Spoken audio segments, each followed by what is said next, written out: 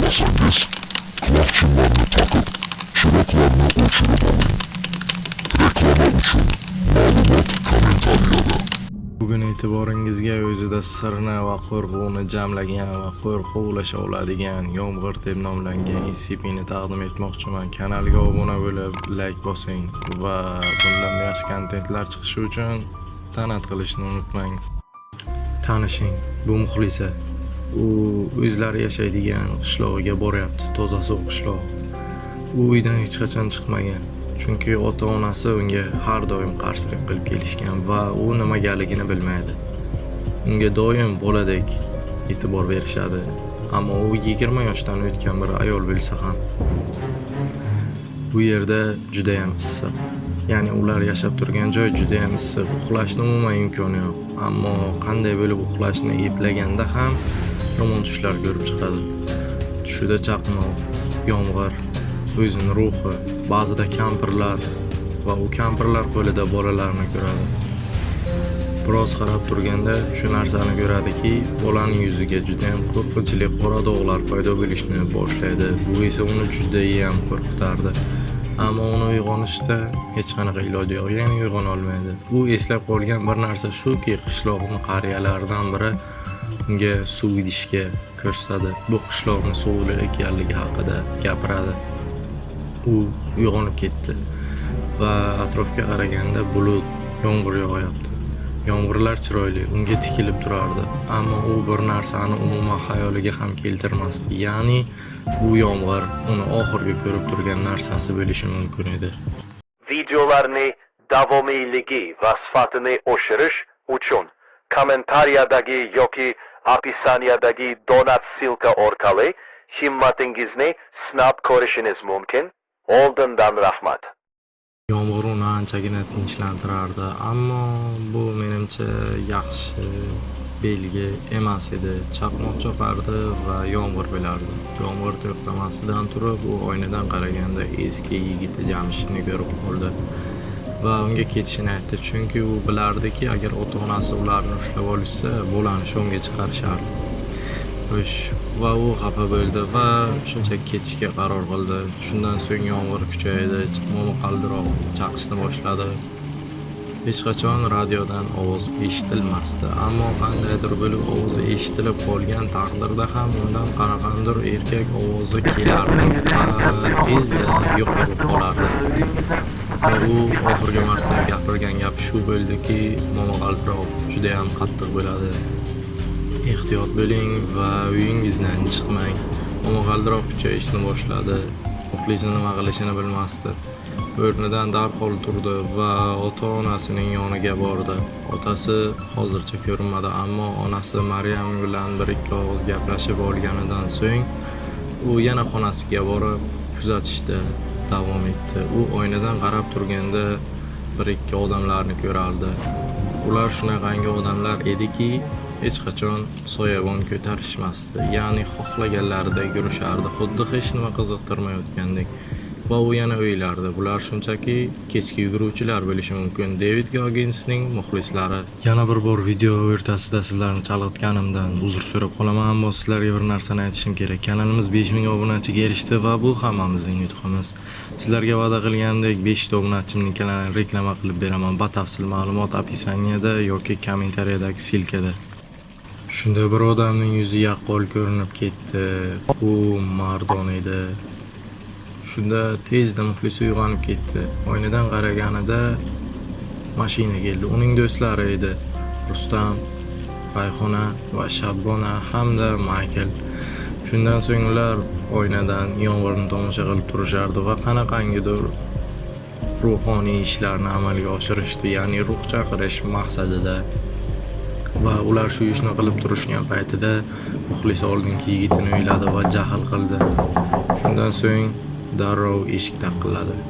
Ular e'tibor berishmadi, chunki ular o'ylashdiki, bu yomg'ir va shamol aralashmasining eshikka urilishi deb.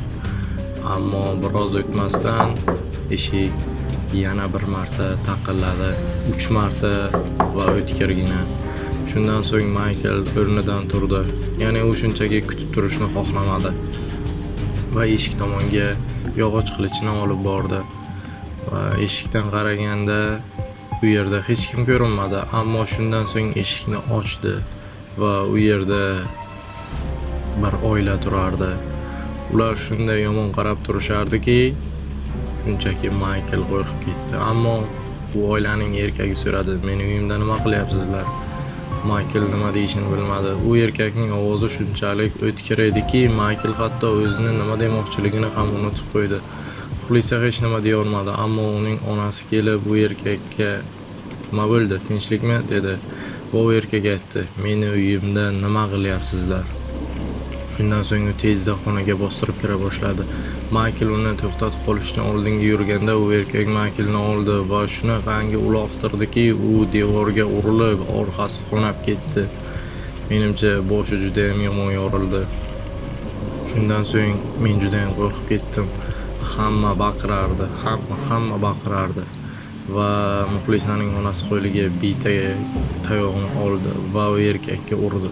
Ammo u tayoq shunchaki unga suqilib qoldi va tanasidan qon o'rniga sovuq, tiniq va muzdek suv otilib chiqa boshladi. Xuddi buloq suviga o'xshardi va u "Meni uyim" deb baqirib Muxlisaning onasi tomonga keldi. Uni yiqitdi va yuziga shunaqangi mushlar bilan urardiki, Muxlisaning onasining oyog'i qaltirardi. Xuddi inson jon berayotgandagidek qaltirashni boshlardi. Biroz qaltiradi va shundan so'ng to'xtadi, ammo erkak taxminan 5 minutlarcha oralig'ida uni urishda davom etdi. Ya'ni to'xtovsiz urishda davom etdi. Shundan so'ng uning onasi o'lib qolganini his qilishdi. Shundan so'ng Rustam Michaelni olib o'zlarining mashinasiga kiritdi. Muxlisa ham borib kirdi ularning mashinasiga va atrofda hamma joyda yovuzlar bosib ketgandi. Hech kim ko'rmagan odamlar bir-birlarini o'ldirishardi. Qishloq to'la qotillik bilan to'lib ketgandi. Ular nima qilishni bilishmasdi, ammo boshqa ilojlari yo'q edi. Mashinaga o'tirishdi. Ular uchalasi birga, Shabbona va Rustam esa birga mashina boshqarib ketishdi. Hamma narsa endi o'z joyiga tushib ketay deb qolganida, Muxlisa shunchaki hushidan ketib qoldi va yana bitta tush ko'rdi. Bu tushida boyagi tushining davomi edi. Ya'ni chaqmoqlar, bo'ronlar va 18 ta tirik qolgan kishi, ya'ni 100 minglab kishi orasida shunchaki 18 ta tirik qolgan kishi. Tushunarsiz haykallar, suvlar va oxirida bir bosh suyagi suvga g'arq bo'layotganining belgisi. U tushundiki, ular avval suvga g'arq bo'lishadi, o'lishadi va qayta suvli bo'lib dunyoga kelishadi. Shundan so'ng Rustam qaynashdan baqira boshladi. Ya'ni u issiqdan qaynamasi, shunchaki uni terisidan qon tomirlari pufakcha bo'lib chiqa boshladi. U shishib ketdi, hamma joyi tut bosdi. Ular yordam berishga harakat qilishmoqchi edi, ammo kech qolishdi. Rustam shunchaki portlab ketdi. Ya'ni shishirilgan pufak kabi portlab ketdi. Hamma dahshatda edi, ammo ularning shahardan ketishdan boshqa hech qanaqa choralari qolmagandi. Shundan so'ng Michael yo'lda keta borarkan, ularga yomg'ir yurishlariga anchagina xalaqit beradi. Ammo u ko'zida yosh bilan davom etishga qaror qildi va davom etdi. Shunda ular yana o'sha jin urgur yozuvni ko'rishdi. Ya'ni toza suv qishlog'i. Ular dahshatda qotib qolishgandi. Bu shaharcha ularni qo'yib yubormayotgandi. Qayta ortlariga qaytarib kelayotgandi. Shundan so'ng ular nima qilishni bilishmasdi. Tushsa albatta o'lib ketishadi va nima qilishni bilishmadi. Hamma joyni dahshat bosgan. Hamma joyda qotillar, o'liklar, o'lik tanalar bosib yotibdi. Ular bir supermarketga kirib to'xtashga qaror qilishdi. U yerdan qurollarni olib qurollanishdi. Muxlisa va Michaelda shunchaki draboviklar edi. Ular drabovikni olib o'tirishganda Michael aytdi, "Men hozir hojatxonaga borib kelay." Shundan so'ng ular kutib turishganida Michael hojatxonaga bordi, o'q ovozi chiqdi va qon o'rniga suv chiqib ketdi. Ular aniq bilishardi, ya'ni eshikni ochib ko'rishmasa ham bilishardiki, endi Michaeldan hech qanaqangi umid yo'q. U shunchaki o'lib ketdi. Ularning bir do'stlari portlab ketdi, Muxlisaning onasi vafot etdi va ikkinchi do'stlari hojatxonadan qaytmadi. Shundan so'ng Shabbona bu yovuzliklarga chidolmasligini aytdi va ko'chaga chiqib olomon orasiga kirib ketdi. Bu eng og'riqli o'limdan biri edi, chunki qolganlar uni o'ldirib tashlashdi va vafot etdi. Uni muxlisi shunchaki kuzatib tura olmadi va pastga qarab oldi va nima qilishini bilmasdan xona burchagida najot kutib, bir o'zi kutib turardi, chunki tashqariga chiqish iloji yo'q, yordam kutishdan boshqa imkon qolmagandi. U qaltirayotgan qo'llari bilan faqatgina o'z kundaligini to'ldirib borardi. U kundaligida atrof muhitni quyidagicha ta'riflardi. Ko'chada dahshat, yomg'ir yog'yapti. Yomg'ir ancha kunlardan beri umuman to'xtagani yo'q. Men do'stlarimni yo'qotdim. Yomg'ir juda ham qo'rquv bag'ishlardi. Men nima qilishni bilmasdim, chunki har bir do'stim har xil o'lim topdi va men ham o'z tushlarimda yomg'irga aylanayotganimni ko'rib turardim. Men suvda cho'kardim. Qanaqasiga bilmadim, lekin tanam yo'q edi, hattoki terim ham. Men shunchaki shamolning bir qismi edim. Yomg'irlar esa xuddi mendan bo'lgandek, ya'ni men yomg'irlarni yaratganimdek. Atrof juda ham qo'rqinchli. Atrofda juda ham ko'plab yovuz insonlar, yomg'ir parchalari. Yaxshilab qarab turganimda ko'rardim yomg'ir parchalarida men taniydigan insonlarning yuzlari va oxirida meni o'zimning yuzim ham. Shunda bir narsani his qildim. Ya'ni yomg'ir bu shunchaki oddiy do'l bo'lmayapti. Bu yerda insonlarning ko'z yoshlari, ularning ruhlari va ularning o'zlari ham yerga tushishyapti. Qo'rquvdan uyg'onib ketaman ba'zida, ammo foydasi yo'q. Ba'zida gallyutsinatsiya orqali quyoshni, ochiq havoni ko'raman, ammo bu shunchaki gallyutsinatsiya, ya'ni haqiqat emas. Men har bir do'stlarimni yo'qotdim. Ya'ni eng oxirida eng yaqin dugonamni ham yo'qotdim. Hafsalam bir bo'lgan tashqaridagi odamlardan esa qo'rqib turardim. Chunki ular meni doim kuzatib turishardi va men bir qarorga kelishimni kutishardi. Yo ichkarida qolib vafot etish, yo ularning yoniga chiqish. Men juda ham ko'p pichirlashlarni quloqim ostida, miyamda juda ham aylantirayotganimni his qilardim, ammo boshqa ilojim yo'q. Boshqa narsalarga chalg'imasdan kundalikni yozishga qaror qilardim, ammo bu ham uncha ish bermasdi. O'zimni chalg'itardim ba'zida. Bu yerda yordamdan hech qanaqa umid yo'q va tashqaridagi odamlarning yoniga chiqishdan esa shunchaki tiyilish kerak, chunki ular hech qanaqasiga yordam bermoqchi emas.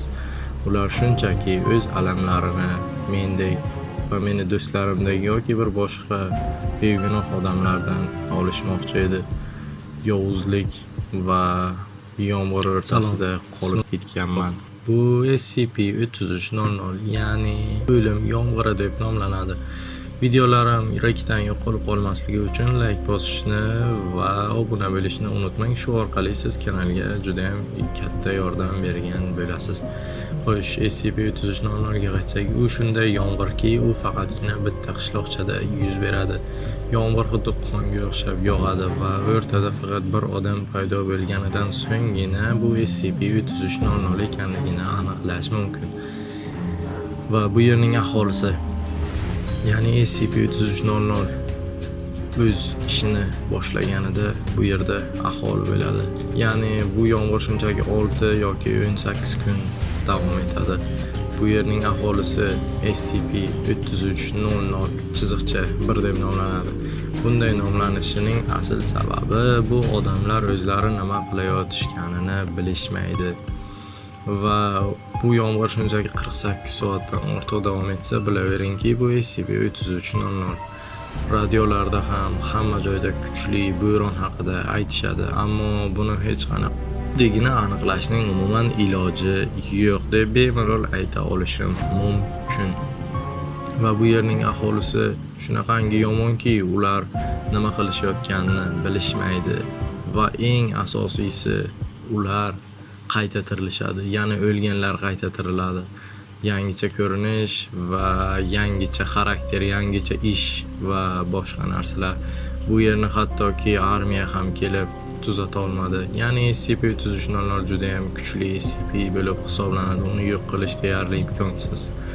Bu yerda hamma nima qilganini unutadi va hammasi qayta davom etaveradi. Kim o'lgan, kim tirik qolgan, o'zi nima qilishini bilmaydi va o'ziga aytilgan buyruqni qiladi. Qisqa qilib aytganda SCP-3300 ularni shunchaki qo'g'irchoq qilib o'ynatishda davom etyapti. Buni to'xtatishning umuman iloji yo'q, chunki odamlar avval nima qilganini umuman eslay olishmaydi va buni yo'q qilish uchun o'zlarida kuch topisha olishmaydi. Ular shunchaki zombiga aylanib qolishgan va ularning miyalariga quyilgan narsani bajarishdan boshqa hech nimani qilish qo'llaridan kelmaydi. Men bu haqida juda ham ko'p izlanishlar olib bordim, ammo bu uncha foyda bermayapti. Ya'ni bu izlanishlar umuman foydasiz, chunki avvalgi o'lgan tanalar va hozirgi odamlar solishtirib ko'rilganda, ya'ni o'lik tanalar xuddi tirikdek DNK berardi. Bu esa odamga ancha vahima tug'diradi, chunki o'lgan tanalar xuddi sizga o'xshashadi. Bu yer SCP-3300 boshlanguniga qadar oddiy shaharcha bo'lib tuyuladi. Chunki bu yerda belgi bor, shaharcha belgisi. Bu yerda bemalol yurishingiz, internet ishlamasligi, internet bo'lishi, o'z postlaringizni joylashingiz, xaritadan izlashingiz mumkin. Ammo qachonki SCP-3300 boshlanganda hammasi o'zgarib ketadi. Atrofda juda ham ko'plab odamlar paydo bo'lishni boshlaydi. O'lik tanalar boshlanadi. Yomg'ir, ya'ni bu shunchaki dahshatli yomg'irga aylanadi. Bu yerda ba'zi bir odamlar o'zini o'zi o'ldirgan, ya'ni joniga qasd qilgan yoki boshqa bir narsalar.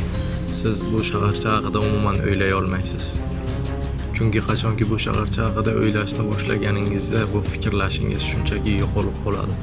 Ya'ni siz hech nimani fikrlay olmaydigan holatga kelib qolasiz va deyarli hech nimani fikrlab ayta olmaysiz.